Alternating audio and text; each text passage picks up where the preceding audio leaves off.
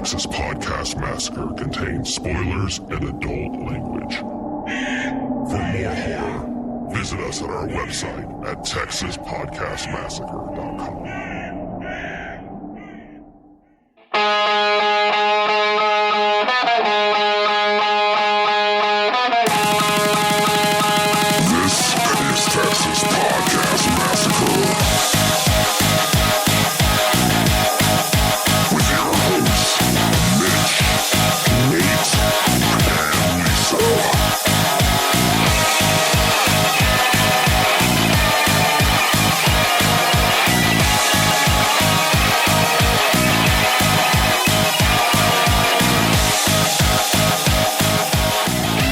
Welcome to another episode of Texas Podcast Massacre, coming to you from Houston, Texas. I'm your host, Mitch, and with me, as always, I don't even know where to even start. The worm queen to my, I don't even know. Nate, you.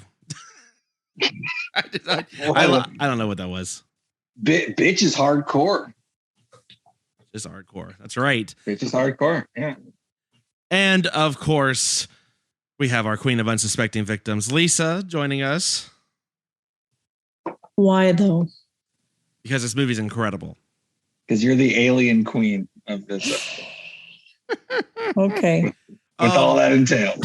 And we're going to find out. Well, welcome to another episode of Texas Podcast Massacre, where each week we take a look at a different horror movie and debate a horror-related topic with our unsuspecting victim, who is not usually someone you would call a horror fan. This week, Lisa, praise be, you're not alone. We have found another unsuspecting victim to join your ranks. I hope you're excited. I can feel at least the community. Do we have to mind meld now? We found him at a really, really bad karaoke night and brought him back to the studio. So. Yeah. Yeah. Joining us back on a return trip, a visit, not for a Korean horror film, unfortunately, but good friend, unsuspecting victim, Matt. Welcome back. Howdy. All right. Yeah. Well, welcome. Yeah. Not the usual movie we tend to try to bring you in on. I've been trying to pitch the sadness, but so far no one wants to see crazy Korean horror film where someone do you want to see someone's foot get chopped off and then immediately vomited onto? Well, I was gonna call out the scene where someone loses their eye and then someone starts banging them in the socket. But I know I was trying to tone it down a little bit. Nah. Let them fully know what they're getting into. Just now, the question you have to ask is, Matt, do you think that's the worst of it? No, it's not. It's not. That feels like the, maybe PG trailer. Yeah, you are correct, sir. Well, excellent. Well, yes, Lisa, I don't think y'all have to mind meld. I mean, y'all do you. I'm not gonna tell you how to be unsuspecting victims. That's y'all's prerogative. But Matt, welcome back. It's what was the last movie we had you on? Do you remember? No, I don't. It's been a little while. It has been a little while. Nate, do you remember? It wasn't Train to Busan? Oh, God, that was like episode 3 or something. That was like in the first 10 episodes.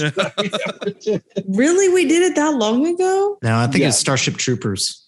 Ah, yeah. That sounds right. Yeah. Oh, such a classic. Well, you're getting in all the classic ones.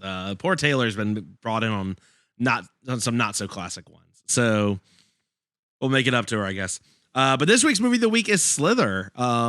This was coming in from a 5-star review. And so thank you for that. I've been excited for Lisa to see this. And so I'm equally excited, Matt, to have you on board. Because Matt, you hadn't seen this previously, right? No, I hadn't. First time. Oh, man. So a James Gunn masterpiece. Nate, is this like your 5th time watching this film? Calm down, Mitch. It's like I hadn't seen it until about maybe 5 years ago. So this is but of course, because I'm an insane person, this is my 3rd time watching. So 3rd time in 5 years. And Mitch, how many times have you seen it? This might be my 5th or 6th time. This would be in my version of the Nate Terry. What are you getting out of it? Wow. And this is coming from me, who watches movies a million times for no reason. What are you getting out of Slither the 4th time? is really the question that I Okay, want. so I'll tell you, I have never watched this movie by myself. I have always watched this with someone else, and it's always been a different person. That is why. You need Okay. This That makes this is my tiptoes, Nate. Okay, fair. That's all you need to say. Everyone go watch Tiptoe.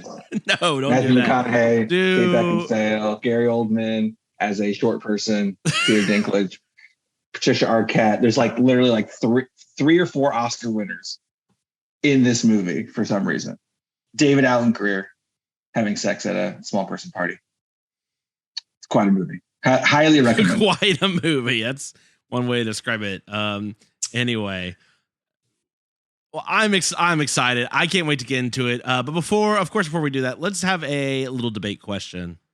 Bid our father, the Sea King, rise from the depths full, foul in his fury. Black waves teeming with salt foam, to smother this young mouth with pungent slime. You're killing me, Mitch. Where's my new Willem Dafoe at?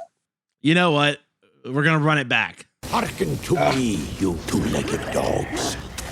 Oh. Drink the vision mead of knowledge. To learn what it is to live and die in honor. To be in battle slain and in death rewarded by the Valkyrie's embrace. Oh God, it's the slurping in the background that Wait, really no. helps No, that no. one. No, The best part somewhere is that it's drug slurping in the background with a child. That's the best part. Mhm. I think I'm going to lawyer up at this point. Hey, we've got another opinion, Matt. Which Willem Dafoe clip was really the better for the debate Matt. question? Think careful, man, because I get stuck listening to whatever you pick for the next 50 years, apparently. I haven't seen the first movie, but I have seen The Northman, and I love that so much. Yep, Northman it is. So by default, having seen the movie, I'd have to vote for that. Lisa has also seen The Northman and not the Lighthouse. That's probably how it's going to stay for a while, I guess. Unless you give us those 5-star reviews. Trust me, We guys. already reviewed The Lighthouse. We already reviewed it. I have been barking up that tree, just not even. We've never done a movie twice. Could be the first one. Oh, there we go.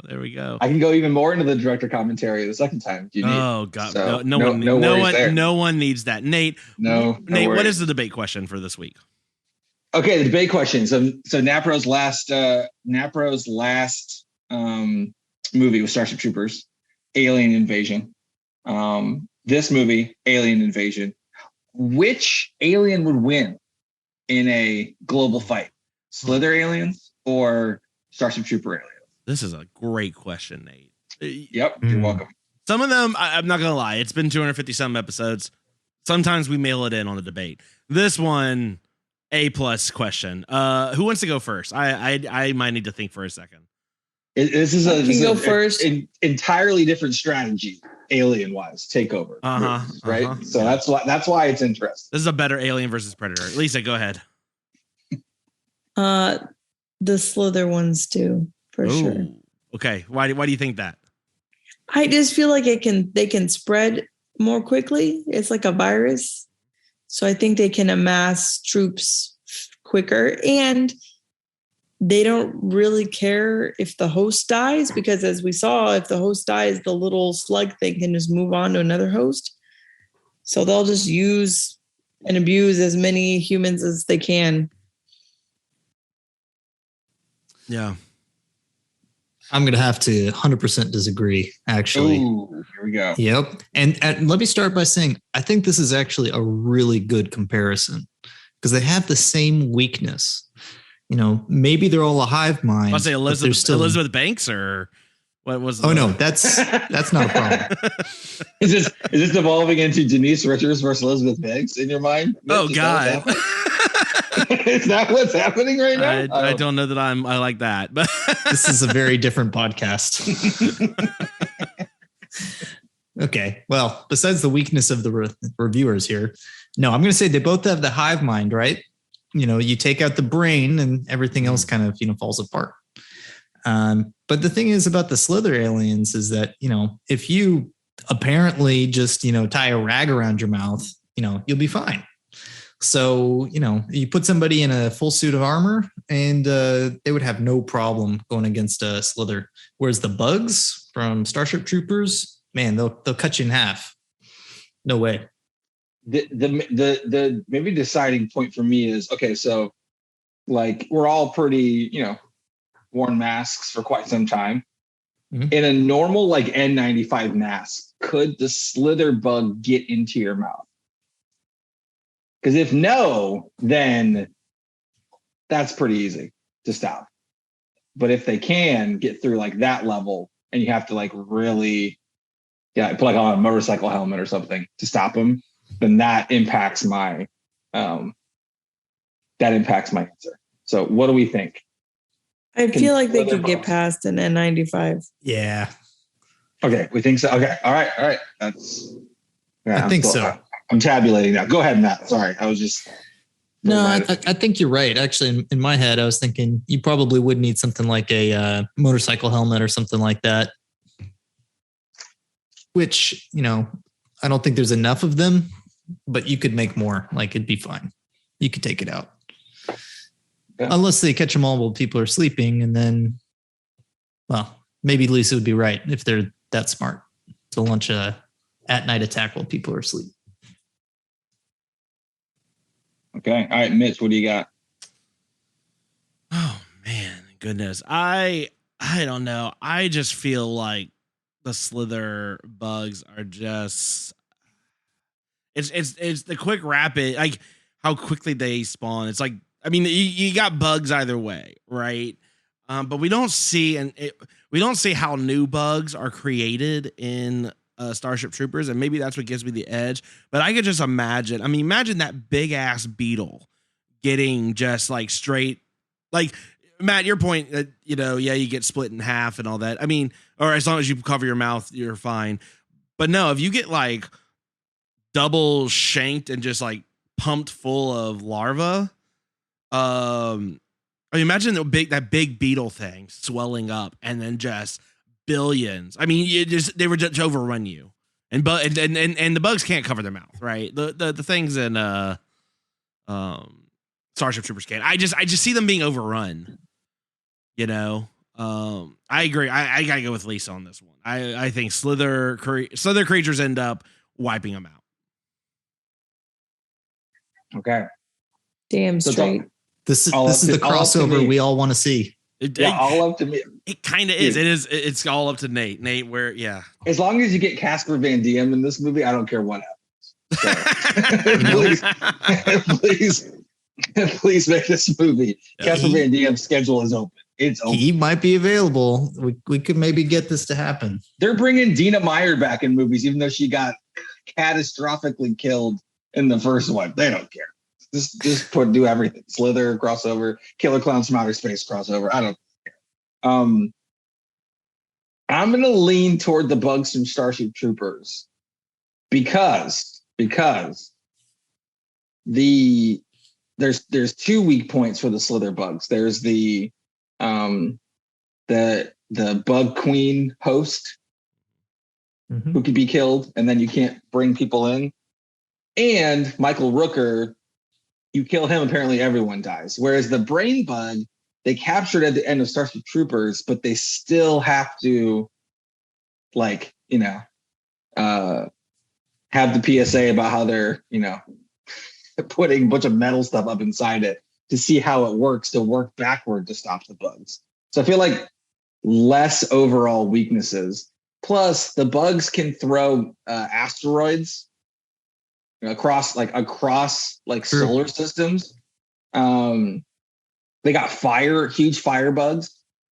They got flying bugs. How are the Slither people going to get into the flying bugs? Right. And then they have the grunt bugs. Yeah, a lot of those will get taken over. But I mean, they're like basically cannon fodder anyway. And we don't know how many brain bugs there are. There could be multiples. And to take out one might not be too bad. So I'm gonna go with the bugs from Starship Troopers on this one. But it would be close. It would definitely be close though. I don't think it would be like a runaway by any stretch of the imagination. I think it's that hive mind thing, man. Like you hit on that point.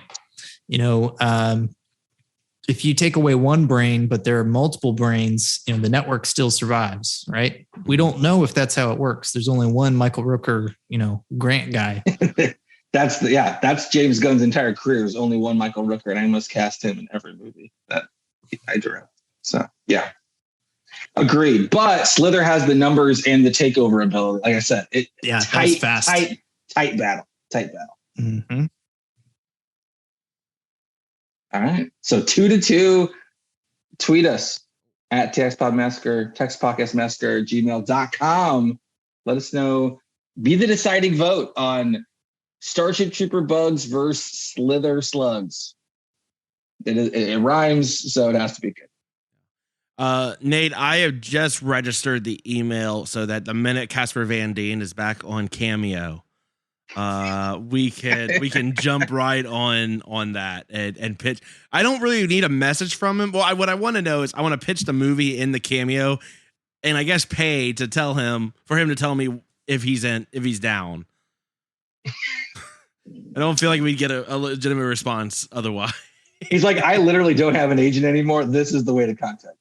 So just go for it. I mean, I got to imagine if you were just an actor and just someone's pitching you ideas for Cameo, that's got to be a pretty good boss deal, right? Like I'm paying to submit my award-winning potentially idea to you. It feels like that's a net win for everyone. I think so. Yeah, I think so. All right. This is the next Alien vs. Predator, right? It got even better. Let's be real. Right? This is Alien vs. Predator. Just could never live to the hype. This absolutely could. Also, it'd be disgusting. And there's that. So there's so much like green blood just like everywhere all the time. That'd be nice. Wait, is there an arena football game in this one though?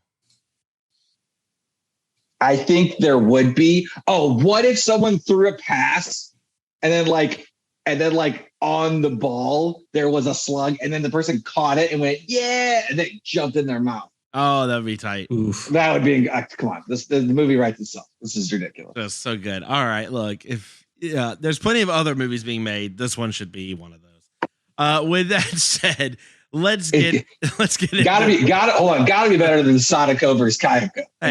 How dare you? How dare you? These versus movies, there's lots. It's a low bar. Nate, there are times when I'm right there with you and I'm like, oh, wow, that's a great take, Nate. And then you just say something real stupid like that. So, it's fine. We're going to move into this week's movie of the week, Slither. Throughout the years, these classic horror films had one thing in common.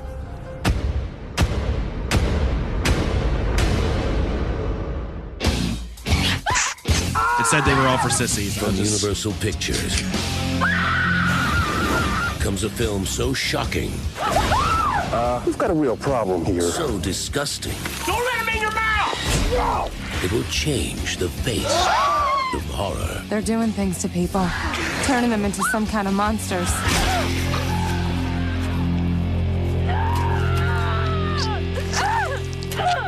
How's everybody's evening? Good? Good.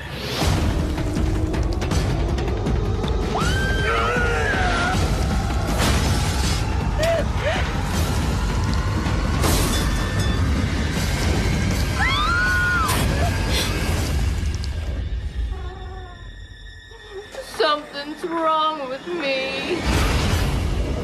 Slither. Have you ever seen anything like that? Me neither. And I watch Animal Planet all the time.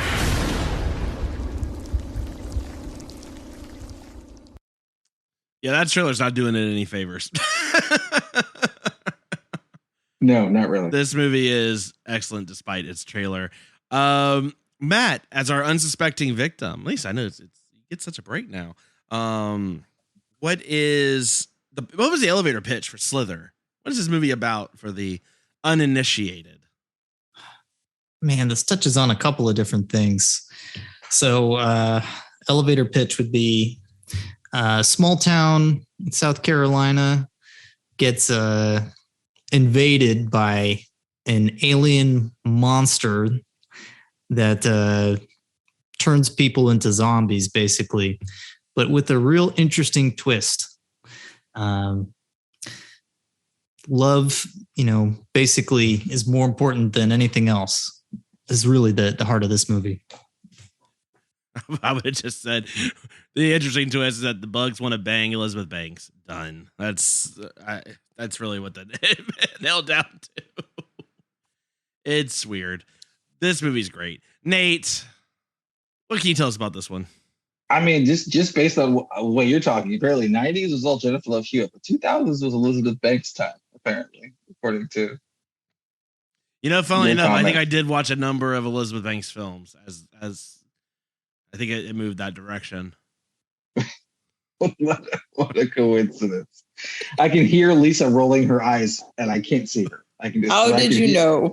I can hear it. It's just like a sixth sense. Slither came out in 2006. Tight 95 minutes. 100% rated R on this one. 6.5 in IMDb. Directed by James Gunn, who directs all of Mitch's favorite superhero movies. Fair comment.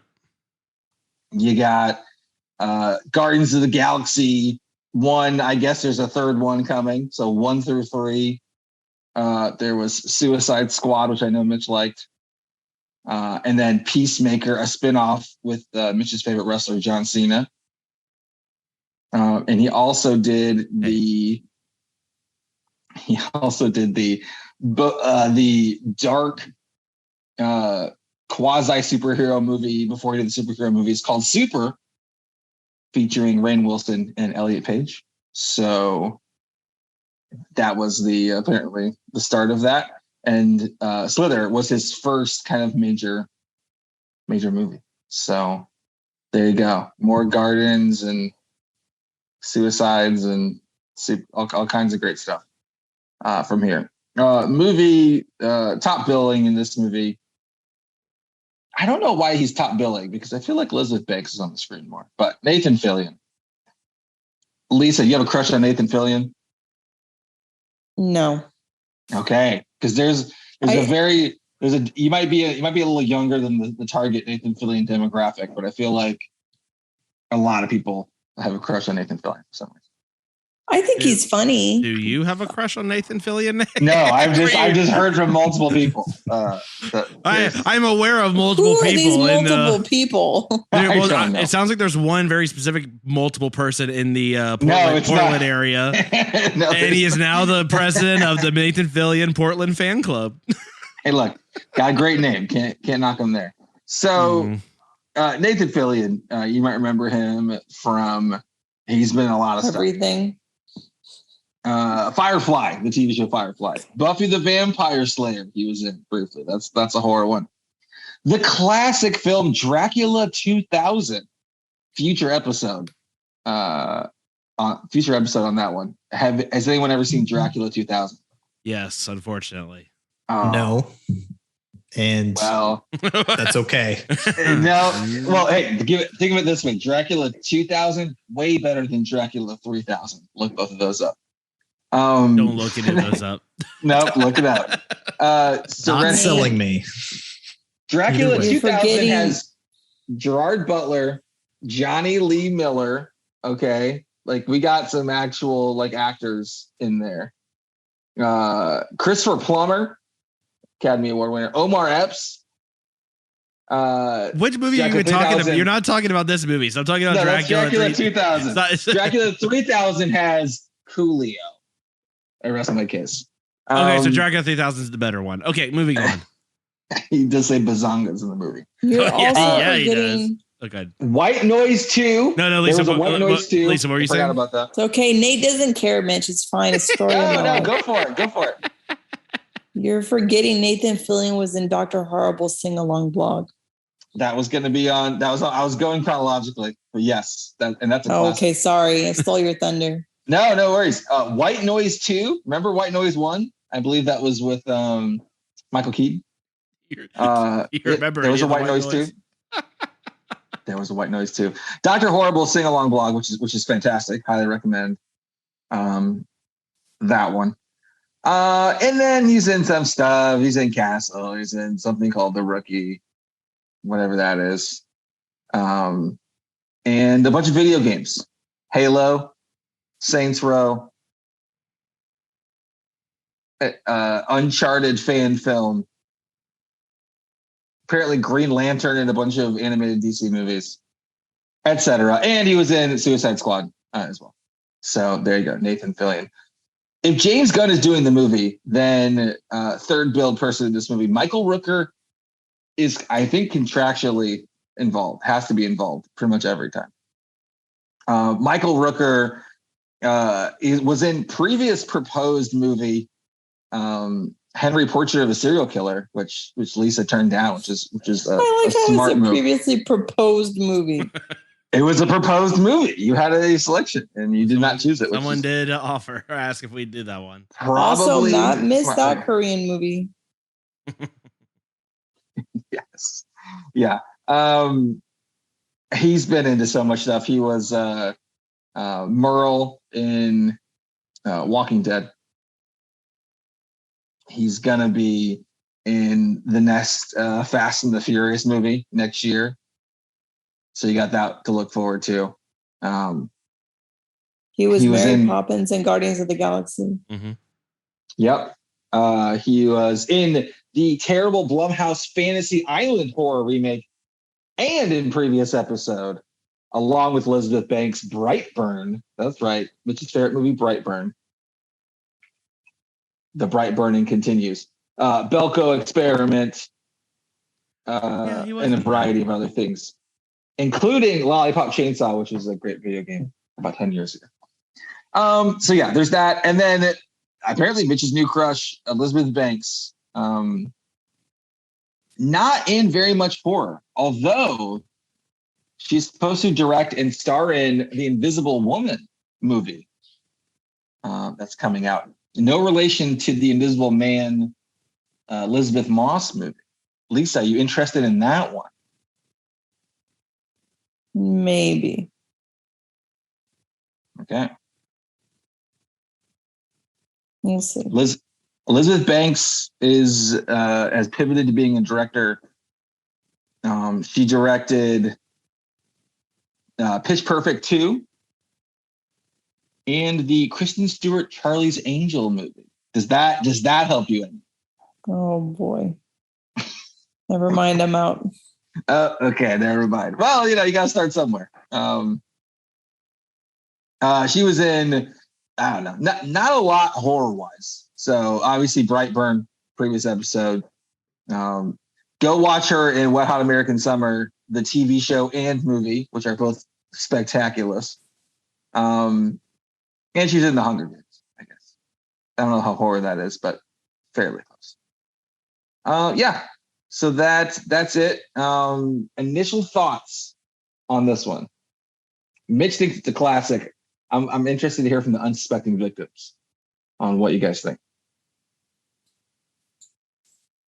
Matt, you can go first. I'm going to say good. I don't know if I'd call it a classic. So, I mean, like, I enjoyed it,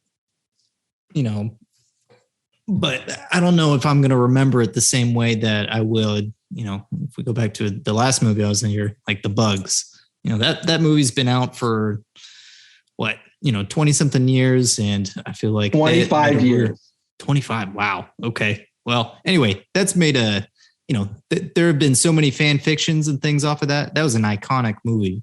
Slither, no follow-ups. It was enjoyable. Maybe you do a rewatch, once, twice, or apparently if you're Mitch, like 6 times, but it hasn't made that same impact.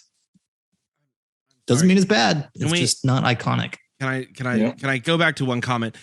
Fan fictions? What fan fictions have come out for? Have you written these fan fictions, Matt? Because if so, I would like to post these on our website. Oh no! I would love to be the publisher. No, man, Starship Troopers. That well is deep, and it's not me, not at all. I just remember doing some research on Wikipedia and being like, wow, doing some research. all in incognito tabs. I don't know what was happening. It's so weird how that research. All right. Well, Matt, thanks, and yeah, we'll send everyone your subreddit for everyone to follow your fanfics on. Lisa. I mean, okay. So Matt says I'm wrong. It's not a classic. What did you think?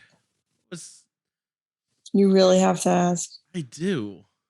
She loved it, obviously.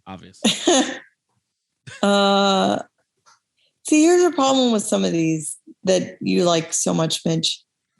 I feel like I've seen scenes of it before I've actually ever seen the movie. So like some of the bigger like monster scenes, I was like, well, I've seen this before, but I don't know. It's fine. It doesn't know what it's trying to be. Is it horror? Is it comedy? Is it a comedy horror? We've not a lot, but we've seen some good horror comedy ones, and I don't know. I get what it was trying to do. They have some good comedy people in there. It just, It is a little derivative. Is that your point? No, not really. That is derivative. I think it's just, it was okay. And the monsters, which I get that this is the point, they're just extra gross. So I was not a fan. Not a fan of like whoever actually did the special effects on Michael Rooker when he's like part of the hive mind. With the teeth. Well done the teeth to them. Was money. That's disgusting. Yeah. Wait, you talking about the melting orgy thing was just over the top disgusting, and I loved it. Yeah, the effects are top notch, I thought. Nate, are they? Nate, I feel like we need to discuss this real quick. We're going to. Nate, let Nate break my heart too, and then let's get into the details. All right. This movie's okay. Jesus Christ. The guy who loves Troll 2 and Tiptoe is going to tell me Slither is okay. So in doing the research for this movie, James Gunn would tell the cast, we're making a funny movie, but not a comedy, right? I think that's kind of what Lisa was talking about. It's not a full horror comedy. It's not enough comedy, right? To be there, which is fine. I don't have a problem with that, but it just didn't have enough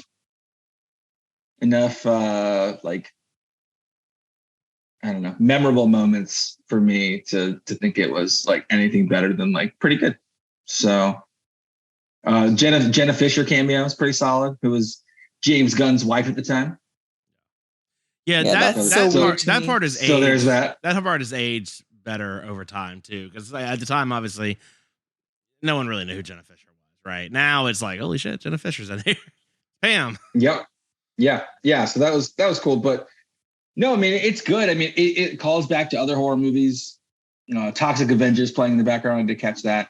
There's some other kind of just like horror movie call outs. It's a horror movie made by someone who's clearly a fan of the genre, which is cool. But it's just like a nice little movie. I will say the effects I thought were pretty solid. It kind of reminded me of like the 80s. I don't know if you guys saw Slugs, the horror film Slugs. Oh yeah. Slugs, right? It's a classic. Slugs, like a Society. There's a couple 80s movies that kind of reminded me of. In terms of that, I thought the creature effects were good. The creatures were probably one of the better parts for me. Generally, yes. Some of the acting and the general story, I didn't care for. Is more where it fell flat for me. But the creatures themselves, I think, were good. They ramped it up, I think, at a pretty good pace. Not too much creature too early. So it was surprising when the lady exploded and all of them came out. There was some definitely good parts, but yeah, the rest of it kind of fell apart for me. The creature part, I think, was tough. That's just me. Sorry, did your heart break, Mitch? I mean, I'm disappointed. That's all I can say. It's like I'm sleeping on the couch tonight. I'm not mad. I'm just disappointed. So why have you watched this 5 times? Look, that's the question. Well, because there's a handful of movies that have, to me, like more memorable gross out scenes that aren't like gross out in the same sense, like Bone Tomahawk or Terrifier, that are like just gory, brutal. Like this is gross. Like who thought of this kind of stuff, right? I mean, the closest thing is like the Blob and the Thing, and even that had that kind of those effects, and that. And that's the problem, right? I feel like probably why they went for comedy is I think part of it was that's just James Gunn's style, right? I mean, he's very much we're gonna have funny quips and lines and stuff, but we're not. This isn't trying to be a goofball movie. But if they had tried to do it serious, I do feel like it would have. I think then it would have been a little bit more like the same thing as like the Blob or the Thing, right? It would just be like, okay, cool, that's a shittier thing, right? Sure. Yeah. So I didn't mind that. I didn't mind the story being kind of terrible because I guess it kind of led it to it being a little more like dopey. I think my biggest issue with this movie is that this movie takes place in Canada and yet they're all talking in Southern accents, and that's probably the only thing that's ever bothered me over the years is it's a if you've ever been to rural Alberta, it's a very Canadian movie that is trying to be very Southern United States. They're in the Texas of Canada and Alberta, so I get it. I'm actually not. That actually didn't bother me as much as maybe it should have. Hold up, like it's supposed to take place in South Carolina, like that's where it is on the maps. But I think it was filmed in Canada. Yeah, with some Canadians. Yeah, exactly. Well, yes. Typically, when you make a movie in a country, it has people from there. Right? Well, no, for sure. I frankly, I thought it was actually taking place in Canada too. I mean, Michael Rooker is about as Southern as it gets. So, I mean, you got that going. That's for sure. His accent made the most sense. Elizabeth Banks does not have a Southern accent. Save for what? Nathan Fillion is he's Canadian. Is Elizabeth Banks? No, I believe she's from the U.S. But yeah, it was. I don't know. I mean, look, as someone who liked Bram Stoker's Dracula, despite Keanu Reeves' English accent, I'm not going to hold it too much. Real fucking words that the Dracula 3000 guy is talking about the story not living up, but that's fine.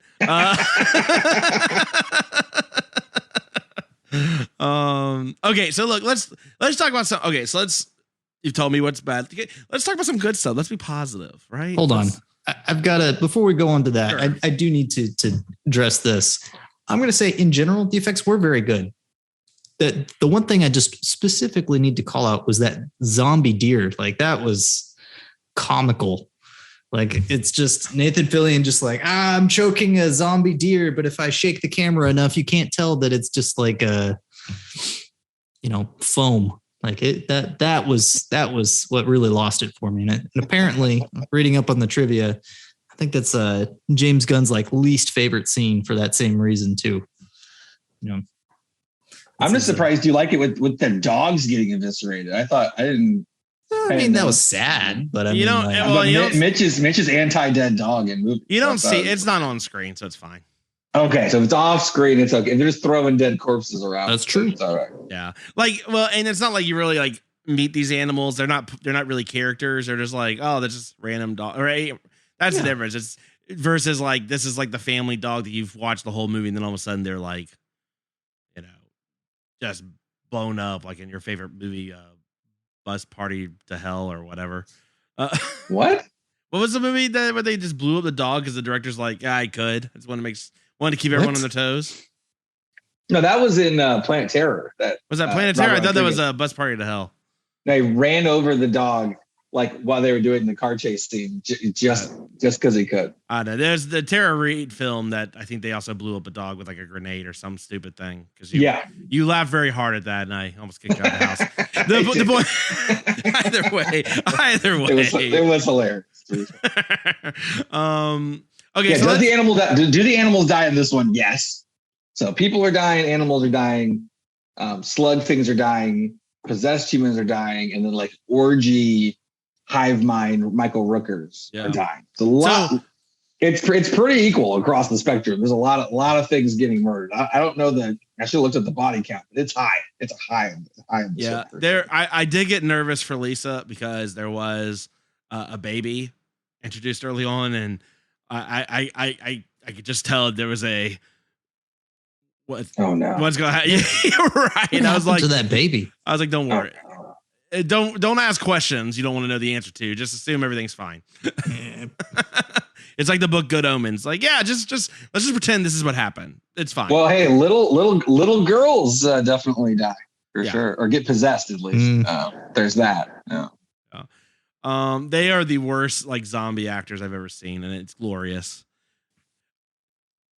Yeah, they're terrible. They were terrible.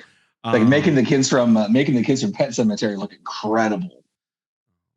Lisa, were there any parts of this movie that you did enjoy, that you either thought was funny or just things that kind of stood out? Well, I did, like we said, I did like Jenna Fisher in it. She was really good for the little part she had. And then I don't know if Nate mentioned this when he was running through the people that are in this, but oh gosh, and I don't even know the guy's name. The mayor.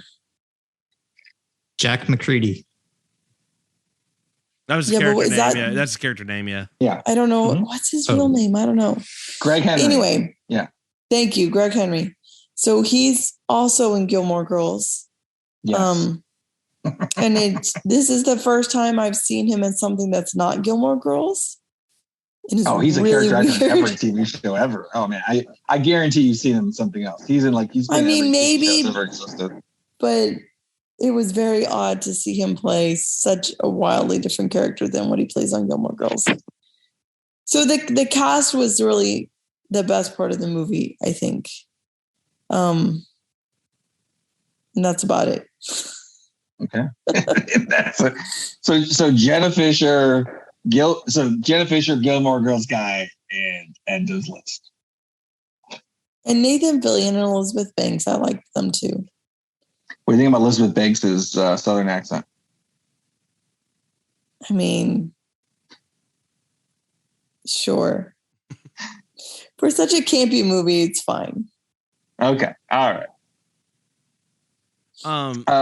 So positives for me, I will say some of the scenes, like where they confront, I don't know, like mid-form Michael Rooker trying to murder cows.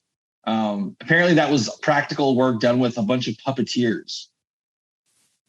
That's cool. Like his whole body. You thought it might be CGI, but it was actually practical. So like that kind of stuff was just awesome. That stuff was cool. Yeah, that stuff was cool. The huge lady who ends up exploding. Unfortunate. It's just was she a single mom? No, she was not single. She was married, wasn't she? Or she was living with somebody. She was with somebody. I don't know if they're married. Well, unfortunate. Well, that guy probably died anyway, so most of the town died at the end, so no worries there. But yeah, when she exploded, I mean, that was ridiculous. I would say the actual like Slither slug things were just very well done. Like, a lot of them kind of moving around, crawling into things. Is kind of like the Blob-esque. It kind of reminded me of like the 80s Blob. It's kind of making their way into a room, moving around, getting people. That part was all of that was, I think, very well done. And the design of the alien, I think, was good. The setup was, Invasion of the Body Snatchers-esque. Mm-hmm. And it was good. Yeah, I mean, all of that was good. So if the movie was just that, then much higher grade for me. Yeah. I don't know what the budget was, but they used it well. Budget was $15 million, and they did not make it back. but coming out in 2006, hitting right on DVDs, I think did a robust cult classic-esque kind of DVD market after it came out. So I think eventually it made its money back, but in the theaters, it was so. Well, I certainly helped. So. Did you have the DVD of this? No, I actually never bought that. Okay. I rented it a bunch. I don't know how the rentals usually pay out for it. That probably helped him even more. Yeah, you just kept renting it. Yeah, that's probably more money for that. Yeah. I don't know. It's I do love the creature design, and I mean just the grossness of it. I just like all the different ways that you could die. I do wonder, was this movie made too early? So like famously, Dogma was Kevin Smith's like first film he wrote, but he like refused to film it because he's like, I need a bigger budget and I need time to really make sure this one's like done right, because it's like the first one I ever wrote. And Dogma is one of his better films, right? But he waited on it. I don't know that James Gunn over here waited on this. I do wonder though, now having gone through where he is with MCU and all the other movies that, I think he's kind of figured out his tone and voice in films, right? He strikes that balance better in terms of balancing, like it's funny, but it's not a comedy. I wonder if had he waited on this, would it be better now versus what we got? I think from what you are saying, because I think it has a solid foundation. Curious, do y'all think this is a timing thing, or do you think this is just this whole everything about it would still probably not have panned out as well? I think it would have been better. Yeah, I think so too. Like you get like another like double the budget or like 10 more million. I think you clean up a lot of the movie. Probably more. It was probably more about the duration of filming rather than maybe the cast.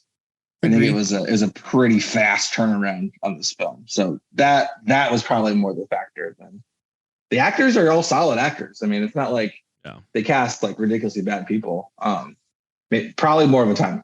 So yeah, if they had more money, they could have done that better. Probably a better movie. Yeah, agreed. Yeah, and I wonder if it's experience thing. I mean, everyone was kind of early in their careers too, for the most part. So yeah, I'd be. There you go. Reboot this. You want a Slither requel. You want a Slither requel. Oh man, that would be fantastic. Elizabeth Banks and Nathan Fillion are living together in that same town that has now been repopulated, and then it comes back or something. I don't know. But then you cast the guy who plays Daryl to be the villain instead of. Oh man, that would be incredible. That should be, Slither 2. So my last question for y'all that I think that I wanted to ask is, okay, there's like different ways you can die. You can basically become like, a slug queen. I don't even know how, Yep, slug queen. Yeah. You can become a zombie that can like spit green acid or something. And we just went over the fact that there's like a double tentacle stomach penis. Yeah. Coming out of that's a thing. Just got to throw that out there. That's a heavy part of the plot. You could be just straight ripped apart and murdered, or you can join into a gelatinous like goo orgy thing. Which way, if you're in this situation, which way are you hoping for? Like what is the best case scenario for y'all? It's still better than the Herogasm outcome. So that's fair. No spoilers for that. Yeah. I mean, which way are y'all hoping for? I mean, which way am I hoping for? Okay, face with the improbability. I mean, I would think you'd want to go with like best case. You'd want to be like the zombie, all right? Yeah, in theory, that the head of the hive mind could get cut off. Probably the best case scenario. Yeah. Yeah. And probably like the least like, I don't know. I don't think you'd want to be the, I don't know. What do you, Matt, how are you wanting to go out? Well, hold on. I want to be the zombie that's like taken over, like really far away from everything. So I'm just like walking in a field, like while all the crap's going down, the hive mind gets killed off, and then I'm just in a field. That best case scenario. Sorry, go ahead, Matt. So I think that the person who had the best death, like the cleanest death, is the dude who's like, hey, we still got to find that missing girl. And then he gets sliced in half by the Grant guy. Like, here's the thing. Like, you get made into a zombie. Like, it doesn't matter what happens after that. You still had one of those things slithering through into your brain. And that's going to hurt. So he just had this one quick slash. He's like, what the hell? And then he's dead. Like, that's the way to go. What Quick, are the residual easy. effects? Yeah, that's true. That's a good point. Like, even, they take out the head zombie. You're already dead. That person's gone. You're Grant. Yeah, that's pretty bad. If not that, I'd say, as a runner up is like, get killed by some of these one-liners. Man, they fly fast and furious. You get hit by a couple of those. That's a good way to go out. Lisa, Nate, y'all We'll play it. Right. Where y'all? I don't even know. Lisa, what do you got? Which way do you want to die from alien slug hive mind things? I don't know. I thought I was Elizabeth Banks in this scenario, so I think I'm good. Oh, okay. Okay, so you just be So Elizabeth Banks. this is presuming that I'm the host in this scenario. You just that sounds Lisa's accurate. moving on. She's moving on. I don't know that I have this song on vinyl, so we'll have to figure that out for later. I don't know what song would be playing instead. You don't have the Spice World soundtrack on vinyl? No, yeah, I do, but okay. I don't know. That's what we'd be playing in this. Do you guys have a song that you would put on vinyl after Mitch gets taken over by we don't have a lot of vinyl, so that might be. I don't know. Which Savage Garden song are we talking about? Well, you might think Truly Madly Deeply, but you'd be wrong. It's got to be the one about the moon. I don't know what it's called. Is it To the Moon? I don't know. I think the song would have to be Meatloaf. I would do anything for love. Ooh. Yeah, that would be a solid one. And thematically appropriate. There you go. All right, T's and Double P's. win. To be honest, T's and P's, Meatloaf. Throughout the movie, Michael Rooker as the alien is kind of grappling with whether to kill her or not. So it's true. It's pretty. He did some stuff for love, but he won't not take over the world as an alien. He won't do that. So that's fair. Okay, nice. Right. Yeah, I don't know that I have a whole lot else to talk about this one. I try to think if there's any other scene that we sort of talked over. I mean, Nate, you've seen this multiple times. Is there? Ooh. I don't know. I wonder how this plays out in like the middle of a. It's always in like some podunk town. A lot of the alien invasion type movies. It's never like in like the main city, like like New York or something. Yeah, it's harder to film there. Yeah, makes sense. Yeah. So I don't know. Maybe I'd like to see that if they requel this, right? It's prime for requeling. I think it's got the premise is fairly solid. Agree. It's invasion of the body snatchers, but more gory. Easy to redo this, no problem. Yeah. Yeah. All right. Well, look, I need to know then, what is y'all's final cut? Final cut. Okay. Man, I don't know whether I should go first or last. Let's see where y'all go. Do I Do I set the bar way too high for y'all or not? We already know it's going to be high. Yeah, I mean, I'll just go. Sure, why not? This is, but like Method Man and Redman, how high? This movie is probably. I'd have to give it maybe 7 out of 10. Wait, that low? What? Yeah, that's not what I expected. No, well, look, 7's high for me. It's 7's good company. 7 and above is like great. It's a classic film for me. It's not a perfect horror movie by any stretch. No, it's not better than Planet.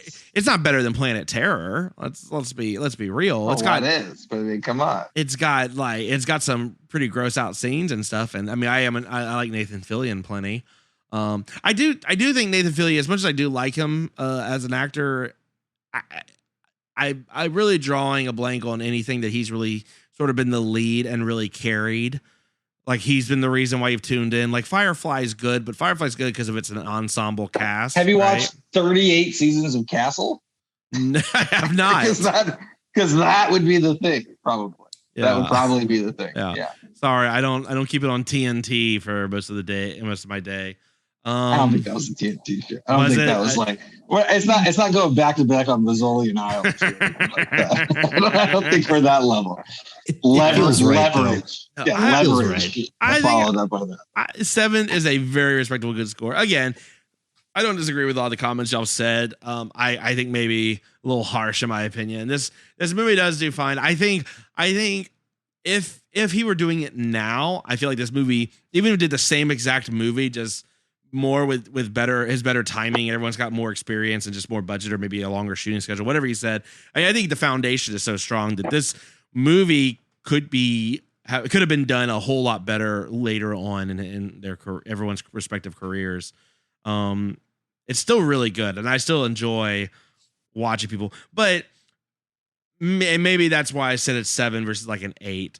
I enjoy watching people watch this film. I don't necessarily go out and watch this on my own, and that's probably the difference. But I'm confused because before this movie, he wrote the screenplay and story of Scooby-Doo, and he wrote the entire thing of Scooby-Doo 2: Monsters Unleashed. So, I mean, I think he's already hitting the peak at that point in terms of writing.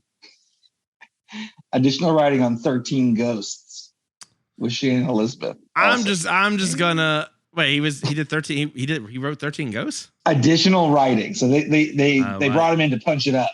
And then he wrote the screenplay to Dawn of the Dead remake as well. Oh, yeah. That was Zack Snyder. So there you go. Well, maybe it's not him. Maybe it's everyone else. I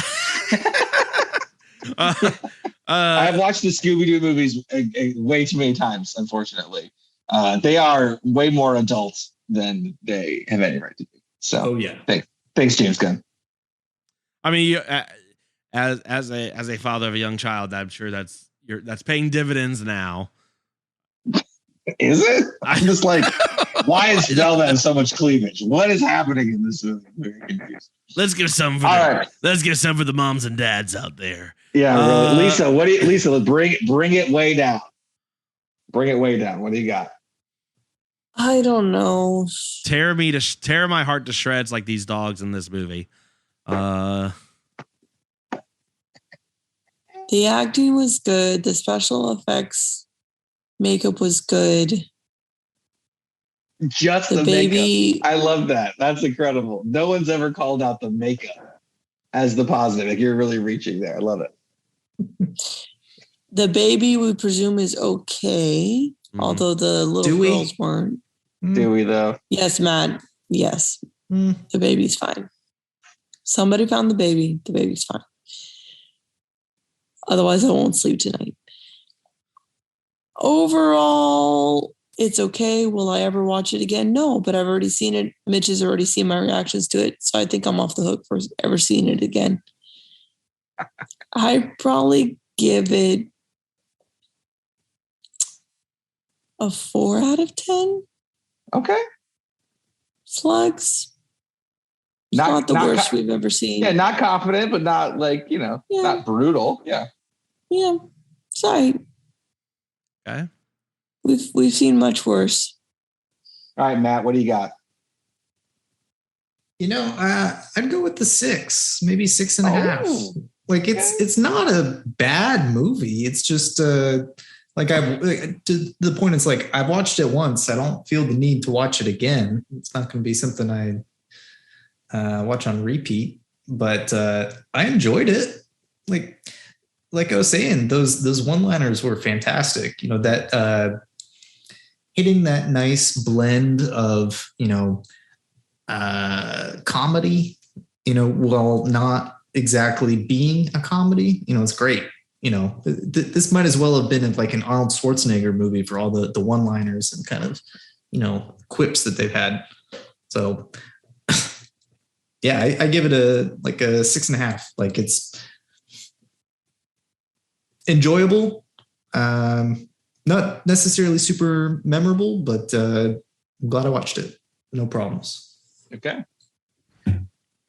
Yeah, I mean, so as a pairing or recommendation with this movie, I definitely recommend Wolf of Snow Hollow, which is another kind of police in a small town, horror, murder, supernaturally like police kind of action, but it ties the movie together more with the police a little better, which is what I was hoping for here. So on paper, everything makes sense. Good cast. James Gunn is the director. Yeah, that's fine with me. Great special effects. But yeah, the execution for me, for some reason, I don't know, it just didn't come together. So I'm going to give it 5 out of 10 teeth on the wrong part of your face. Because that part was incredible, where he had the mouth was on the side. And he was talking. Yeah. Mm-hmm. That was incredible. That was fantastic. So yeah, it seems low, but the movie kind of lost me. Whenever it was story, just lost me so hard.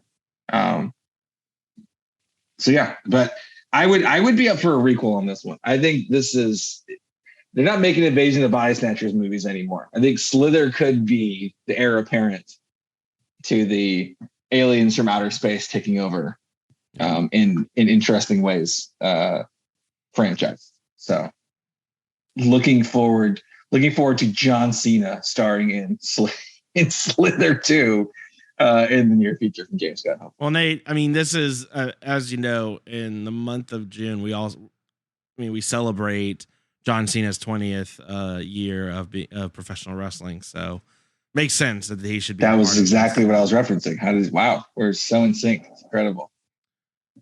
All right, I really wish I had the John Cena theme song dropped in the back. We're like a hive mind. You're just walking around. Just tell them where they can find us, Nate. I'll hum you out while we're working out. I don't even know what's happening, but you can find us as always at TX Podmaster on Twitter. Text us podcast. Are you still humming? I don't know what's happening. Everywhere else. My time is down now. I'm just trying to help you out, bro. Just trying to get you the John Cena frame of mind. Give us 5-star review at the podcast platform of your choice, and you can select a movie for us to do on the podcast. John Cena. Sorry, I'm really just trying to help you out. just like I